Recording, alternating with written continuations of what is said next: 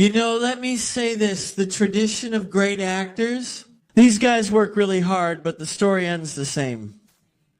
Because companies take advantage of them, and Tommy Mottola is a devil. If you're a follower or fan of Michael Jackson, you'll know that it was even said that the artist didn't die, as the official version claims, but that the one who killed him is none other than this man. Maybe his name or face doesn't ring a bell, but once you find out what he was involved in, you probably won't forget him. When the scandal over Diddy Kong's parties exploded, everyone who had ever crossed paths with the successful rapper and entrepreneur started to feel nervous. It seemed inevitable that the pieces would soon fall like dominoes, exposing a network of complicity and secrets. One man especially caught the media's attention, and his status and career fueled much online speculation. We're talking about Tommy Mottola, a music executive famous for having been the head of Sony and for launching the stardom of many pop artists you've surely listened to in your life. This guy was not only one of those who used to pose next to Diddy, but he also boasted about a long friendship with him. His turbulent past, with marriages marked by violence and the accusations made against him by the controversial king of pop, helped generate more and more suspicion about his image. Did the biggest fish in the music industry know about or participate in those wild gatherings where abuse took place and people were trafficked? Had Michael Jackson warned about all this? But let's not get ahead of ourselves. Tommy Mottola is something like the backbone of the American music industry in recent decades. However, since he's a producer, his name, and especially his enormous power, is less known to the general public. Though he tried to keep a low profile, he was always professionally and personally connected to top-level stars of the American jet set. But all these connections were marked by secrets and rumors. What was his relationship with Mariah Carey like, and why did she herself talk about abuse and threats? What is really happening in his nearly 25-year marriage with Thalía? What led one of the musical icons to declare war on him and call him a monster? How much truth is there to the rumors? What connects him to the wild parties of P. Diddy, in which celebrities who now remain tight-lipped used to participate? To try to answer these and other questions, we are going to delve into the dark side of Tommy Mottola. If you like these videos, comment celebrities below, and we'll cover more cases on the dark side of famous people. If YouTube isn't notifying you, or my videos aren't appearing, please interact with the video. Whether you like, comment, subscribe, or just leave a dot, that's enough for YouTube to notice. It's as if you're engaged with the video. If you just watch and leave, they think you're not interested, and won't recommend new videos. Now that we've cleared that up, let's get started.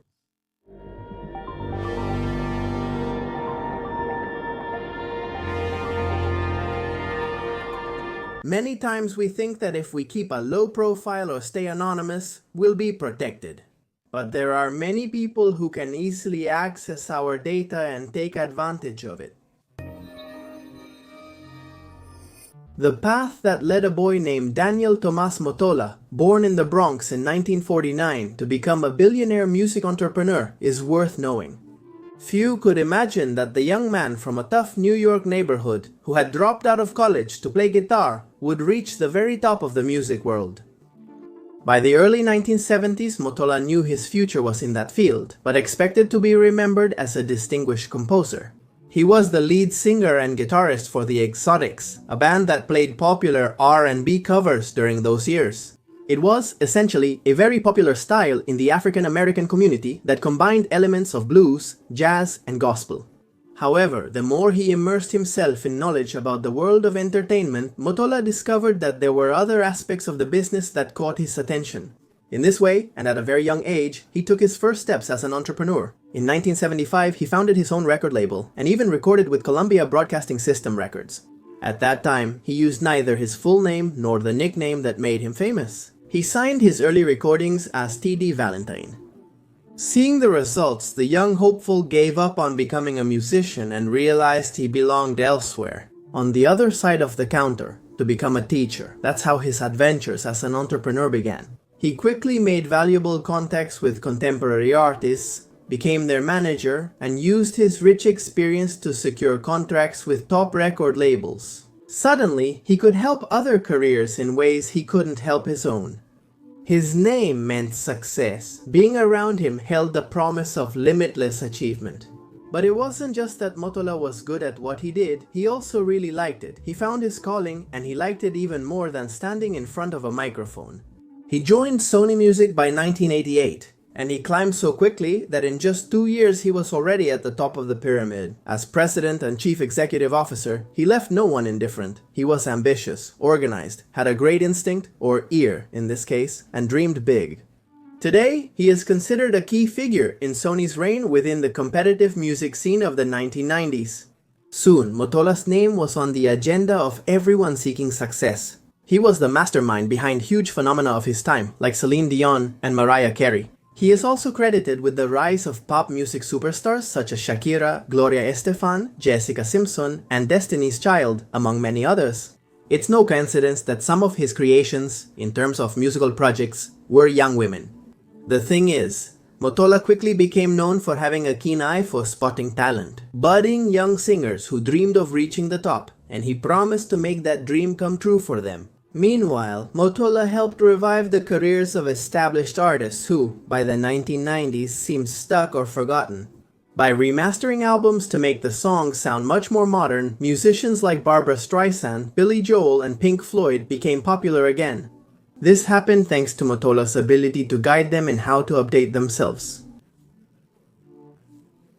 Obviously, these successes were accompanied by a huge fortune. Mottola's current wealth is estimated at $400 million.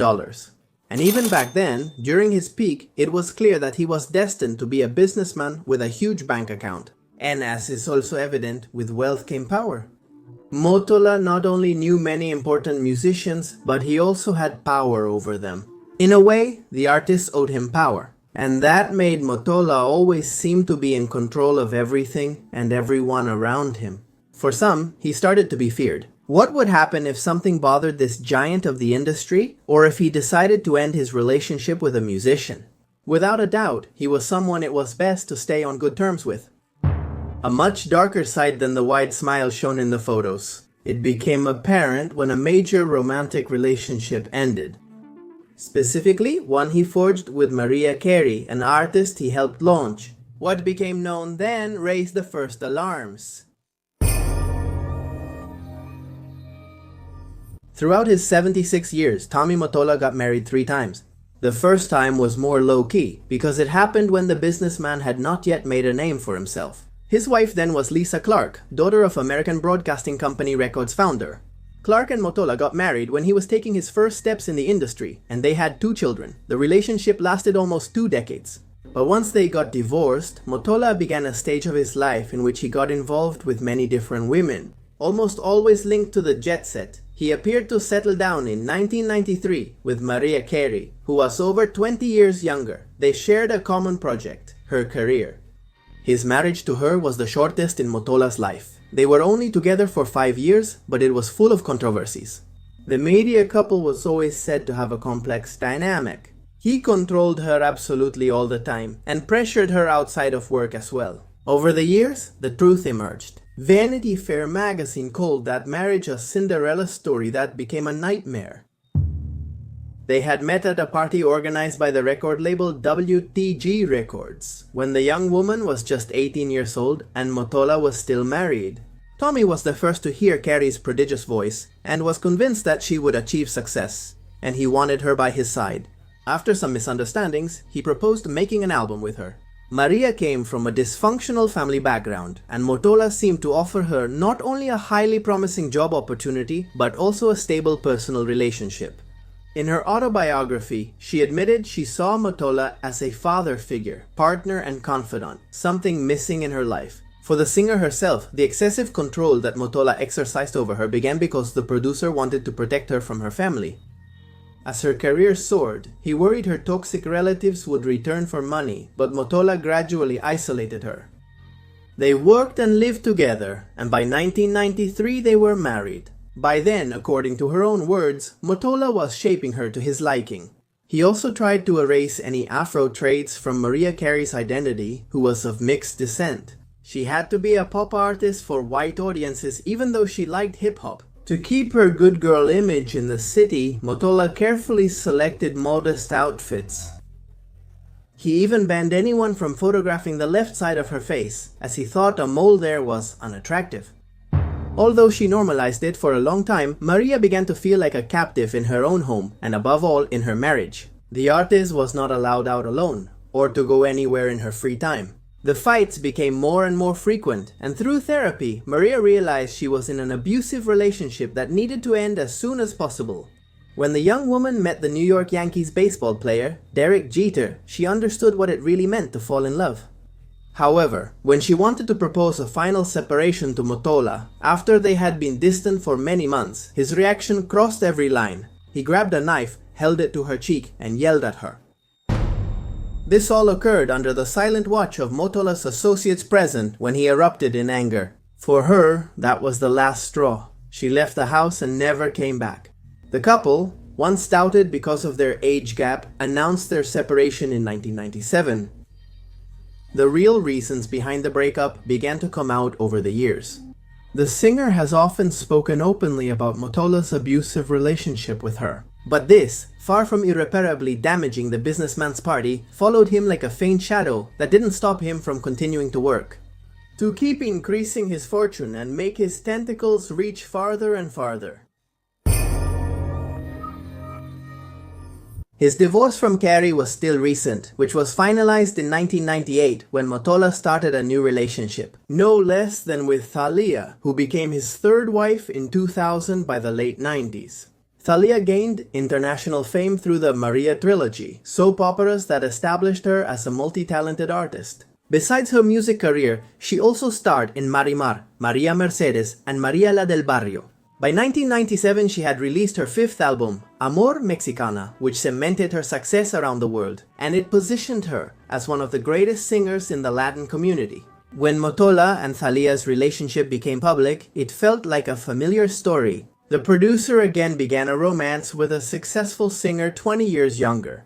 Although 2.5 decades ago, there wasn't as much social awareness about gender-based violence. The press quickly assumed Thalía's relationship would be as turbulent and controversial as the last one. However, things seem to have been different.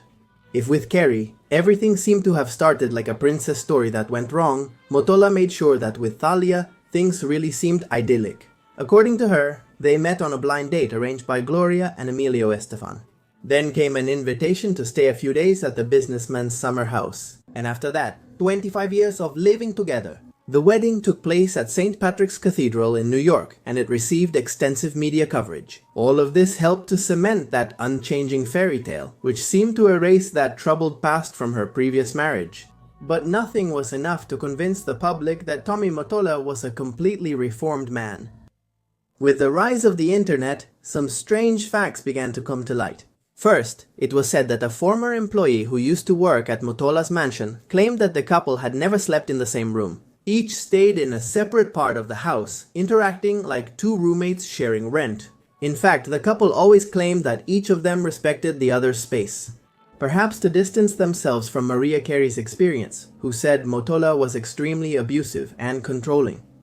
But the separation between Thalía and Mottola's lives seems unusual. In April 2024, Thalía told the media that she was single, and that caused an instant stir. However, it all seemed to be a joke by the singer to neutralize the rumors of a breakup with her husband, which had been flooding social media for months.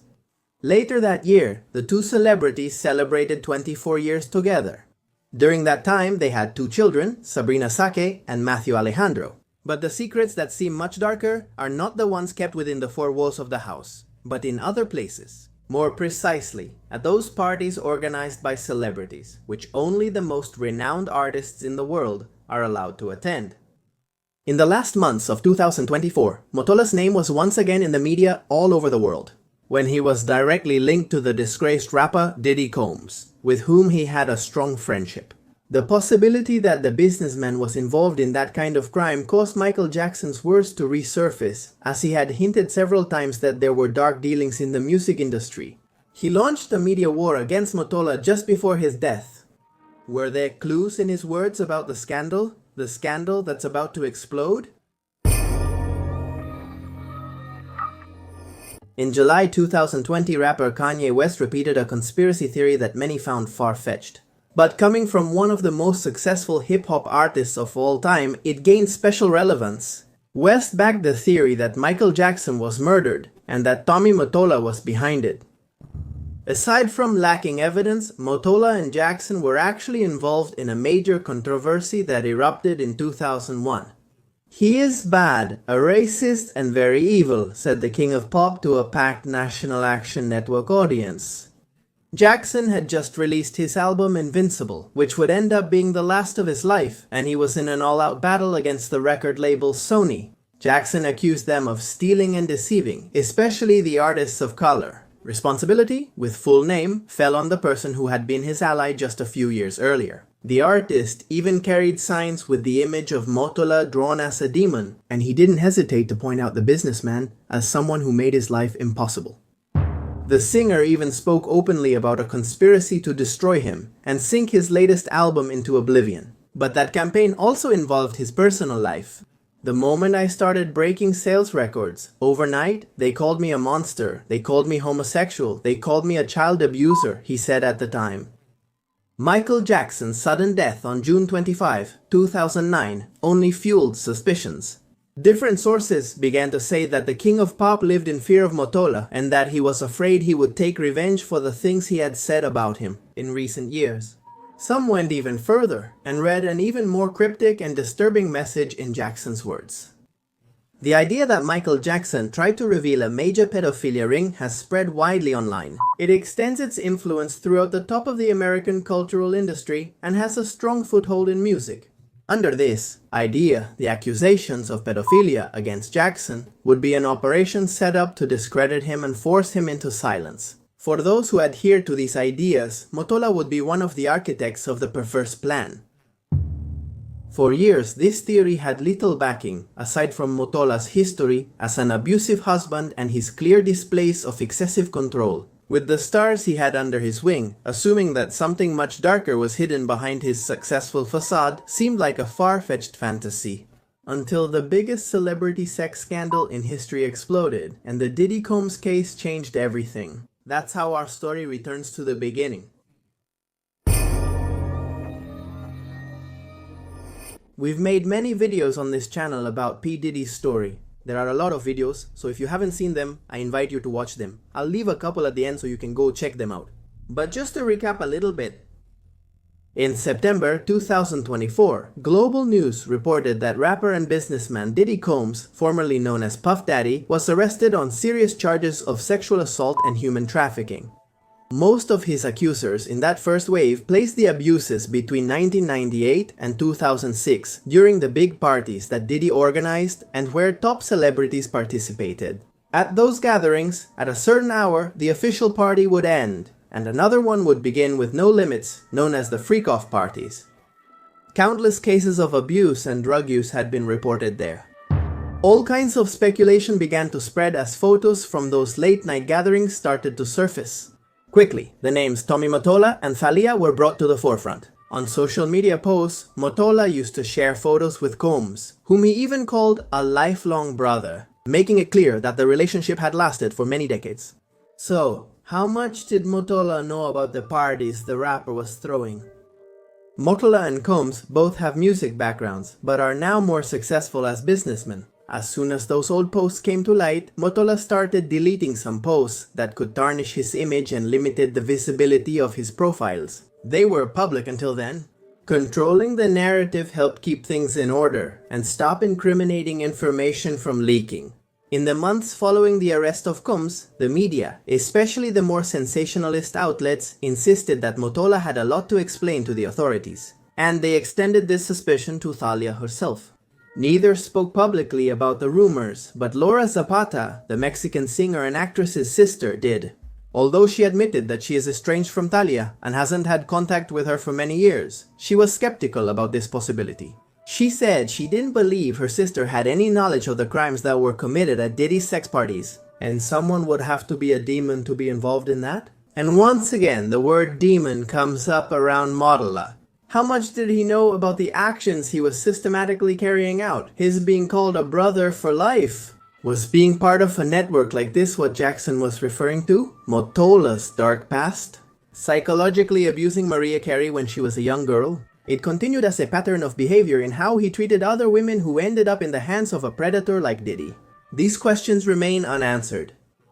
The American justice system is not currently investigating Tommy Mottola regarding his friend's alleged crimes.